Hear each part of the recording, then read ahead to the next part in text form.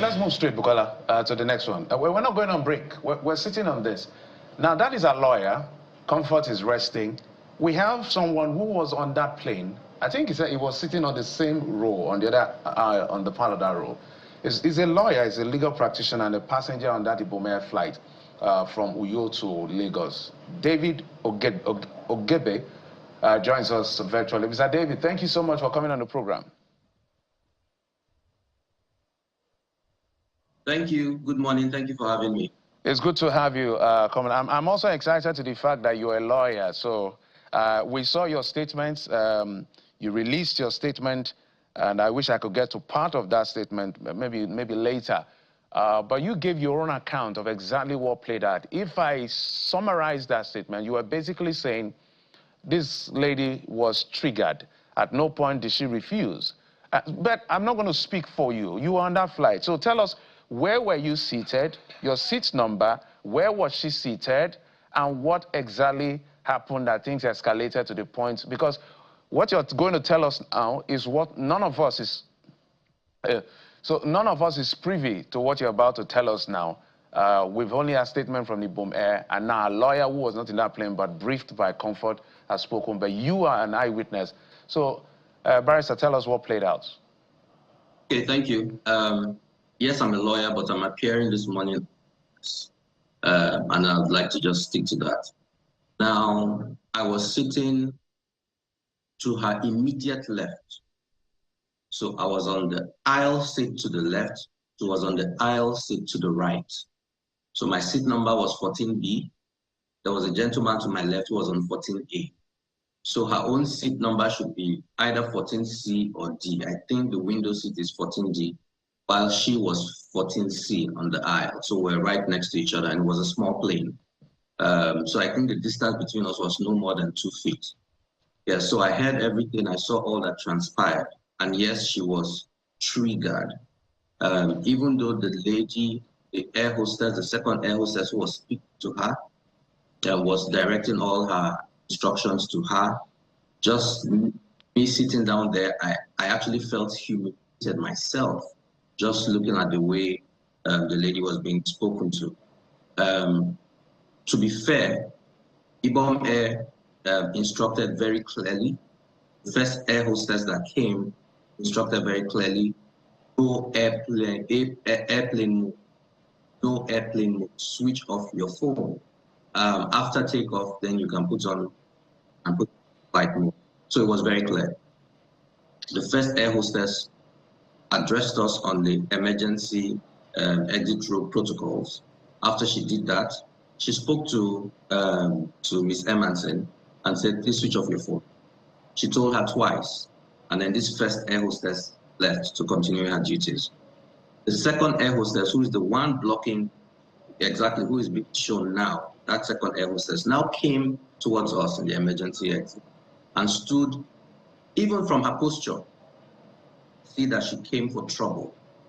You know, and Ms. Emerson had been fiddling with her phone. I noticed she was trying to do some stuff, I don't know. And so she told her again, switch off your phone, switch off your phone. And Ms. Emerson said clearly to her, I heard it.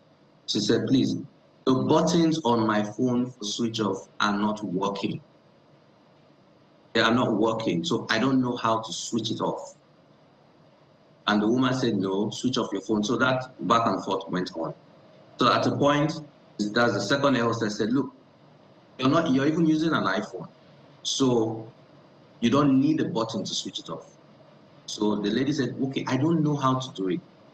Can you do it for me? And she said, I'm not touching your phone. I'm not touching your phone. Just switch it off. She said, I don't know what to do. So the lady now said, okay, go to settings. And when you go to settings, go to general. So the girl was holding and said, see, please, I can't understand what you're saying. I can't read. I don't know what you're saying. It's saying where I should go to.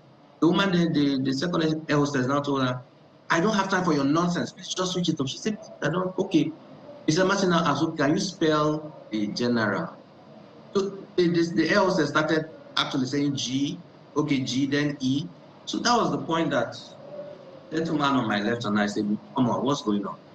You know, calm, don't speak to her like this. Let's, you know, the second air hostess did not even acknowledge her. She didn't even to my side to even see that someone was speaking.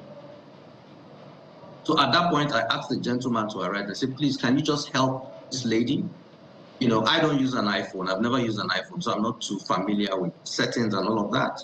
So the gentleman to arrive now took the phone and started trying to sort it out.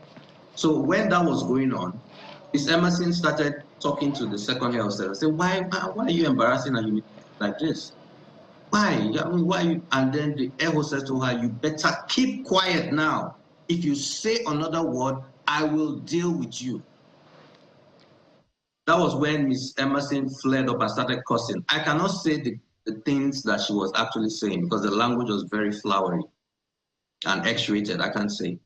So that was when this second air hostess said, okay, you will see. And then she left and went towards the front of the airplane. She never came back. At least I don't recollect her coming back through the aisle throughout the flight. So that is exactly what transpired. So after that happened, the gentleman to the right switched off the phone or whatever it was he did. And a couple of passengers tried to say, switch off your phone, don't risk our lives, blah, blah, blah. And then we told them, no, that's not what happened. She never said she wasn't going to switch off her phone. She was trying to switch off her phone. She said she had issues switching it off. And so the passengers calmed down and we took off. So that is what happened. But it was clear, at least to us on the emergency exit row, it was clear that there was a problem here. She needed to be handled very well. Because this lady kept simmering throughout the flight. She was cursing. I could hear her because I was right next to her. She was really upset. She felt as if these people are just against me. And why? She said she bought this ticket with her own money. So why should they treat her like this? That's what she was saying, and that's what I'm hearing. And I can't tell you what the other thing she was saying because they were really nasty. But she wasn't directing it to anyone, but she was just talking. So it was clear that she was angry. And the second air hostess, the aggressor, kept checking, kept peeping to see how things are going at our end throughout the flight. I noticed it. So the passenger by my side, as we're approaching landing, we're like, God help us, so let's get out of this plane before anything happened. And we were saying it in jest, but we also knew that something was off.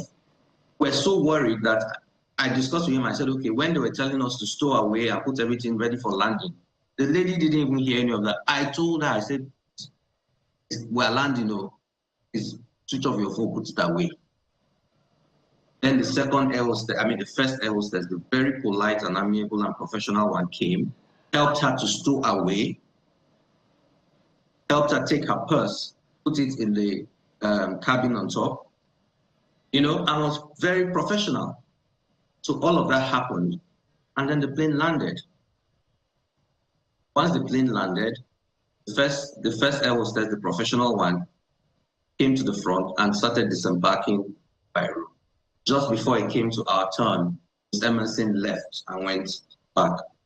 And I presume she went to the toilet. I used the toilet myself, right? And I noticed that the only apartment at the back is the toilet. There isn't even an apartment, cabin crew and all of that like regular thing. This one is just the toilet. That's the only. So that's why I presume she went to the toilet. So when it got to our turn to disembark, those of us on our road disembarked and we went out. And totally forgot about the hooks part until the videos and all came. So that's what happened. This is what I heard. This is what I know happened. Issue of airplane mode. That didn't come up, at least I didn't. So, Mr. Ogebe, first of all, if I heard you correctly, you said, Ms. Emerson said she couldn't read. She was even asking that general be spelt. Oh, yes. That is what happened. So whether she meant that she couldn't see properly or she couldn't read as in wasn't literate, I don't know. But that's what she said. And the second L said started spelling. Okay, G, okay, E. That's what happened.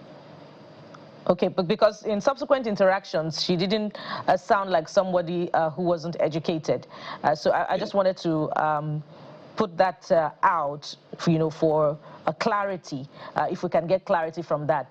But talk to us about, you're a lawyer. I don't know if aviation law is your specialty, but talk to us about the appropriateness of the handling of the situation, how it could have been done properly without it resulting in the altercation between Ms. Emansing and the Ibom Air staff.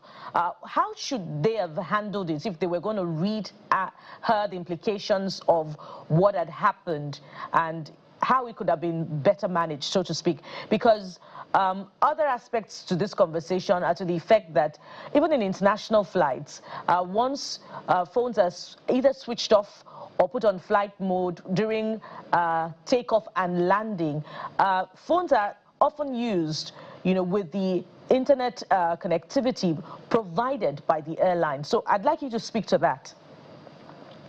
I'd like to point out again that I appeared this morning as a witness, so I wouldn't want to go into argument. However, what I can say very clearly is, even if you can use your phone on international flights, you have come into a domestic airline, and if they have said this is our policy, switch off your phone for takeoff, obey. When you go on your international airline and they allow you to use your phone, then very simple. How long will it take you? And I noticed that a lot of times this issue crops up basic airline. So let's just obey. Simple. It's not very difficult. Now, as a human being, as a citizen, talking about how she was handled being taken flight, and a little bit of humility and humaneness. The woman felt she was being attacked, she was being singled out, and just an apology and all whatnot, try to calm her down would have helped. I still insist that if this whole issue about switching off the phone had been handled by the first air hostess, this would not have come up at all. Now, moving forward, the actions of Ms. Emansing, her reaction was not commensurate to the issues at hand. Completely not commensurate. Let's be honest and let's be frank. She was extremely violent. She was extremely violent. So I agree with her lawyer that if they had female officers, the female officers should have come in. When they tried to placate her, when they tried to talk to her, and she still wasn't listening and was becoming violent, then female security officers would have had to come in. But we have to state the fact that her reaction was very poor. And you can't, even if they blocked and said, we're blocking you because we're going to arrest you. Okay, let them come and arrest you. And then the story, not to start fighting. I don't have to be a lawyer to say that. It's just common decency. Mr. David, before I let you go, first we must appreciate you. Because this is perhaps the first time, maybe on television, because I heard your conversation on radio before I reached out. We're hearing what happened inside the aircraft, because everybody was reacting to, perhaps the Honorable Minister as well, based on the brief he got, was what everyone else saw on video and all of that. But now you brought perspective as not just that you were in the flight, but you were sitting quite at a distance that you clearly saw what was playing out as far as this is concerned. So first of all, we must thank you. But I'm asking, why do you see the need to come out and put up this make this presentation for this girl? And what do you think we can learn from all of this? Okay, thank you. It took me a lot to actually come out for various other personal reasons going around my life right now. But I felt the need to speak up because there was only one narrative being given out there, that this was a regular, indisciplined Nigerian was refusing to obey simple instructions. That was the narrative, and the whole social media and everywhere was really fell apart. So I felt it was important to bring this narrative so they know that it wasn't a question of indiscipline. Secondly, I thought it was important that Ibom Air hears about how one of their air hostesses acted, so that they can learn. That lady needs some training, and I also thought it was important that Ibom Air hears about the very first air hostess, who was very professional. They even need to give that girl an award. I think she was excellent. So that lady did so well, but the second lady very badly. And so everyone learns from the situation. So you don't have to escalate issue, and it's not, this ego that, because that's what it was. The second air hostess, the aggressor, felt, who is this girl to, talk to me or do whatever, and then she wanted to show that she had power. That is what led to this, so I thought it was important to bring this out. Mr. David, we can't thank you enough for the clarity with which you've explained the situation, identifying all the dramatis personae, and you were very fair that there were wrongs on all sides, but you needed to put this in perspective so that the narrative will be complete. At least we have this now. We had a lawyer. The only person remaining is herself. But thank you so much, David Ogede, lawyer, legal practitioner, and someone who was on that airline, that's August the 10th, Ibom Air, that brought up all of the saga that we're now witnessing today. Thank you, sir. We appreciate you, sir. Thank you for having me.